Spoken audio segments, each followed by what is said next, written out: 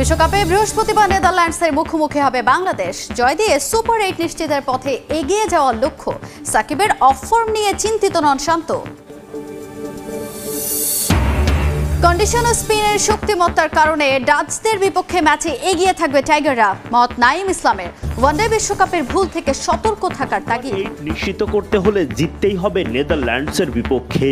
এমন ম্যাচে বাংলাদেশের সেরা একাদশে আবারও আসতে যাচ্ছে পরিবর্তন। সৌম্য সরকার ফিরবেন নাকি স্পিন বিভাগে আস্থা রাখা হবে শেখ মেহেদীর ওপর?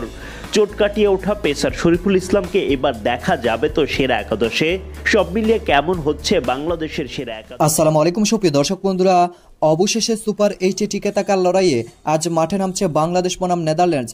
দর্শক বন্ধুরা, আজকের ম্যাচটি দুই টিমের জন্য অত্যন্ত গুরুত্বপূর্ণ, কারণ আজকে যারা জিতবে তারাই সুপার 8 খেলতে পারবে, অন্যদিকে যারা হারবে তাদের জন্য প্রায় নিশ্চিত হয়ে যাবে বাদ পড়া। দর্শক বন্ধুরা, তবে শেষ পর্যন্ত বাংলাদেশের সুপার 8 লড়াইয়ে টিকে থাকার জন্য এবার সেরা একাদশে বেশ কিছু পরিবর্তন আসতে চলেছে। দর্শক বন্ধুরা, এবার শরীফুল ইসলাম দলে যোগ দিতে যাচ্ছেন, অন্যদিকে আরও দুইজন ক্রিকেটার হয়তো এবার সেরা একাদশে দেখা যাবে। দর্শক বন্ধুরা, তবে শেষ পর্যন্ত বাংলাদেশের সেরা একাদশ কি হতে যাচ্ছে চলুন আমরা দেখে নেই, এবং সেই সাথে সুপার 8 টিকে থাকার লড়াইয়ে বাংলাদেশ কি এগিয়ে আছে চলুন আমরা পুরো ভিডিওটি দেখে নেই। অবশ্যই ধৈর্য সহকারে পুরো ভিডিওটি দেখবেন, তাহলে এই সকল বিষয়গুলি পরিপূর্ণ বুঝতে পারবেন। দেখছিলেন শিরোনাম, এবারে বিস্তারিত। শুরুতে টি-20 বিশ্বকাপের খবর। গ্রুপ পর্বে নিজেদের তৃতীয় ম্যাচ রাত 8:30টায় নেদারল্যান্ডসের মুখোমুখি হবে বাংলাদেশ। উইকেট কন্ডিশন ভিন্ন হলেও ডাচদের হারিয়ে সুপার 8 পথে গিয়ে যেতে বদ্ধপরিকর শান্ত বাহিনী। প্রোটিয়াদের কাছে 4 রানে হার পোড়াচ্ছে, সেটা ভুলে এগোনোর পালা। উইন্ডিজ পর্বের শুরুতে বাংলাদেশের বাধা নেদারল্যান্ডস, জিতলেই সুপার 8 পথ পরিষ্কার। 2022 টি-20 বিশ্বকাপে ডাচদের 9 রানে হারিয়েছিল বাংলাদেশ। এই ফরম্যাটে হেড টু হেডে 4 ম্যাচে 3 জয়, হার 1টিতে। কিংসটাউনে 11 বছর পর আন্তর্জাতিক টি-20 হচ্ছে। বিশ্বকাপে এই ভেন্যুতে প্রথম ম্যাচ। পরিসংখ্যান বলে এখানে স্পিনাররা প্রভাব রাখে, তাই স্পিনার বাড়িয়ে খেলবে বাংলাদেশ। বাহাতি স্পিনে নেদারল্যান্ডস দুর্বল। একাদশে তানভীর সুযোগ পাবেন নাকি ব্যাটিং সামর্থ্য শেখ মাহিদিকে এগিয়ে রাখবে? চ্যালেঞ্জ আছে, কারণ বাতাস আছে অনেক, সো বোলারদের একটু হেল্প আছে স্টিল। এখানে যতটুকু ব্যাটিং করে বুঝলাম, সো যেরকমই উইকেট থাকবে ওটা অ্যাডজাস্ট করে আমরা ওইভাবে খেলার চেষ্টা করব। বোলারদের পারফরমেন্স দারুণ, মূল চিন্তা ব্যাটিং নিয়ে। টপ অর্ডার প্রতি ম্যাচেই ঢুকছে, মাঝে সাকিবের রান খরা চাপের কারণ। সুপার 8 লক্ষ্য পূরণে তানজিদ শান্তদের ঘুরে দাঁড়ানো দরকার। ওয়ানডে বিশ্বকাপে নেদারল্যান্ডসের কাছে হারে তোলপাড় হয়েছিল টাইগার ক্রিকেটে। টিম বাংলাদেশ এবার সতর্ক। আমি কখনো আশা করি না যে 7 জন ব্যাটসম্যানই ভালো খেলবে। আমি চাই যে ব্যাটসম্যানটা সেট হচ্ছে সেটা টপ অর্ডারে হতে পারে, মিডল অর্ডারে হতে পারে, ও যেন খেলাটা শেষ করে আসে। সো অবশ্যই ওপর থেকে ভালো হলে ভালো। সাকিব ভাইয়ের পারফরমেন্স নিয়ে টিমের কেউই চিন্তিত না, এবং এটা নিয়ে আমরা কেউই কথা বলতেই চাই না, কারণ আমরা জানি যে উনি ওভার দ্য ইয়ার্স কত ভালো ক্রিকেট খেলে আসছেন।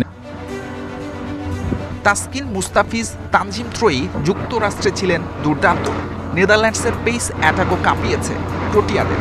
বোলিংয়ে পেস স্পিনের ভারসাম্যে বাংলাদেশি এগিয়ে, দু দলেরই চ্যালেঞ্জ ব্যাটিংয়ে। আবহাওয়ার পূর্বাভাসে সেন্ট ভিনসেন্টে সকালের শুরুতে বৃষ্টির শঙ্কা আছে। আবারও টাইগারদের বিশ্বকাপের খবর। জমে উঠেছে টি-20 বিশ্বকাপের ডি গ্রুপের লড়াই। এরই মধ্যে সুপার 8 নিশ্চিত করেছে দক্ষিণ আফ্রিকা। আরেকটি স্পটের জন্য প্রতিযোগিতায় নেমেছে 4 দল। গ্রুপ পর্বের বাকি ম্যাচগুলো পাচ্ছে বিশেষ গুরুত্ব, তবে নেট রান রেটের হিসেবে এগিয়ে আছে টাইগাররাই। শ্রীলঙ্কা নেপাল ম্যাচ বৃষ্টিতে পরিত্যক্ত হওয়ায় বিশ্বকাপে ডি গ্রুপের সমীকরণ জমে উঠেছে। বৃহস্পতিবার নেদারল্যান্ডসকে বাংলাদেশ হারাতে পারলে হিসাব সহজ হবে। গাণিতিক হিসাবের বেড়াজালে আছে সাউথ আফ্রিকা ছাড়া অন্য 4টি দল। নেদারল্যান্ডস ও নেপাল শক্তিতে টাইগারদের চেয়ে ছোট দল। প্রাকৃতিক বিপর্যয় না হলে এই দু দলের বিপক্ষেই বাংলাদেশের জেতার কথা। সেক্ষেত্রে কোনো সমীকরণ ছাড়াই বাংলাদেশ চলে যাবে সুপার 8-এ। বাংলাদেশ নেদারল্যান্ডসের কাছে হারলে লঙ্কানদের জিততে হবে ডাচদের বিপক্ষে, আর নেপালকে বড় ব্যবধানে হারাতে হবে শান্তদের। সব মিলিয়ে বেশ কটি পথ খোলা শান্তদের সামনে। অন্যদিকে নেপালের সঙ্গে ম্যাচ পরিত্যক্ত হয় বড় ক্ষতি হলো শ্রীলঙ্কার। এশিয়ার সিংহদের পরবর্তী রাউন্ডে যাওয়ার সম্ভাবনা ক্ষীণ, তবে জটিল এক গাণিতিক হিসাব এখনও আছে। পরিত্যক্ত হতে হবে বাংলাদেশ নেদারল্যান্ডস ম্যাচ। এরপর ডাচদেরকে হারাতে হবে লঙ্কানদের। নেট রান রেটের হিসাব মিলাতে অন্যদের উপর নির্ভর করতে হবে। তুলনামূলক সহজ সমীকরণ নেপালের। পরিত্যক্ত ম্যাচ থেকে 1 পয়েন্ট পেয়েছে। বাংলাদেশ ও সাউথ আফ্রিকাকে হারাতে পারলে সুপার 8-এ উঠে ইতিহাস গড়বে দলটি। ডাচদের সামনেও রয়েছে সুপার 8-এ যাবার সুবর্ণ সুযোগ। নেপালকে এরই মধ্যে পরাস্ত করেছে। বাংলাদেশ ও শ্রীলঙ্কাকে হারালেই নেদারল্যান্ডসের দরজা খুলে যাবে। শ্রীলঙ্কা বা বাংলাদেশ কোনো এক দলের কাছে হারলেও সুযোগ থাকবে। সেক্ষেত্রে নেপালকে জিততে হবে বাংলাদেশের বিপক্ষে এবং সাউথ আফ্রিকার হারাতে হবে নেপালকে। বাংলাদেশের সঙ্গে পয়েন্ট সমানও হয়ে যেতে পারে ডাচদের। সেক্ষেত্রে পার্থক্য করে দেবে নেট রান রেট। এত সব সমীকরণের মধ্যে পড়তে হচ্ছে না সাউথ আফ্রিকাকে। টানা 3 জয়ে এরই মধ্যে সুপার 8 নিশ্চিত করেছে প্রোটিয়ারা। সাকিবকে নিয়ে বীরেন্দ্র সেহবাগের করা শিষ্টাচার বহির্ভূত মন্তব্যের কড়া জবাব দিয়েছেন ইমরুল কায়েস।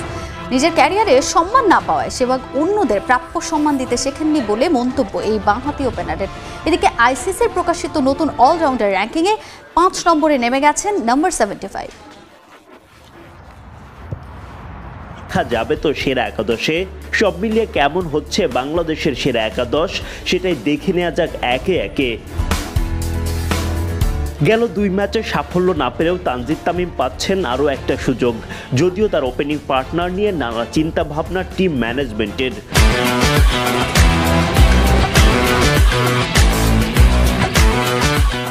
প্রথমত অধিনায়ক নাজমুল শান্তকে আবারও ওপেনিংয়ে দেখা যেতে পারে তামিমের সঙ্গে। এদিকে এই ম্যাচে সৌম্যর ফেরার কিছুটা সম্ভাবনাও রয়েছে। সেক্ষেত্রে সরকারের সাথে ওপেনিংয়ে তামিম, সৌম্যর বোলিংটাও কাজে দেবে বেশ। উইকেটের পেছনে গ্লাভস ও সামনে ব্যাট হাতে বড় দায়িত্ব লিটন দাসের কাঁধে। অভিজ্ঞ সাকিব আল হাসানকে যে কেউই হোক এবার যে ফর্মে ফিরতেই হবে। সঙ্গে দলের 2 আস্থা মাহমুদুল্লাহ রিয়াদ ও তাওহিদ হৃদয় তো থাকবেনই। ফর্মের তুঙ্গে থাকা লেগ স্পিনার রিশাদ হোসেনের জায়গা ফাঁকা। দক্ষিণ আফ্রিকার বিপক্ষে সুযোগ পেয়ে কাজে লাগাতে পারেননি ফিনিশার জাকের আলী অনিক। তার জায়গায় পরিবর্তন এক প্রকার নিশ্চিত। সৌম্য সরকার ও শরীফুল ইসলাম আছেন সেই জায়গা নিতে। তবে শেষ পর্যন্ত স্পিন সহায়ক উইকেটের সুবিধা তুলতে সেদিকে এবং এই সকল আলোচনাগুলো শুনে অবশ্যই বুঝতে পেরেছেন অবশেষে সুপার 8-এ টিকে থাকার লড়াইয়ে আজ শক্তিশালী একাদশ নিয়ে মাঠে নামছে বাংলাদেশ। সেই সাথে নেদারল্যান্ডসকে হারাতে পারলেই গত ওডিআই বিশ্বকাপের সেই লজ্জার হারটি কিছুটা হলেও স্বস্তিতে ফিরবে। দর্শক বন্ধুরা, আপনারা পুরো ভিডিওটি দেখে এবং সেই সাথে বাংলাদেশের এই স্কোয়াড দেখে আপনারা কি বুঝতে পেরেছেন? তবে কি শেষ পর্যন্ত ভালো কোনো ফলাফল পেতে পারবে বাংলাদেশ? অবশ্যই কমেন্ট করে জানিয়ে দিবেন। তো দর্শক বন্ধুরা, ভালো থাকুন, সুস্থ থাকুন। আল্লাহ হাফিজ। আসসালামু আলাইকুম ওয়া রাহমাতুল্লাহি ওয়া বারাকাতুহু।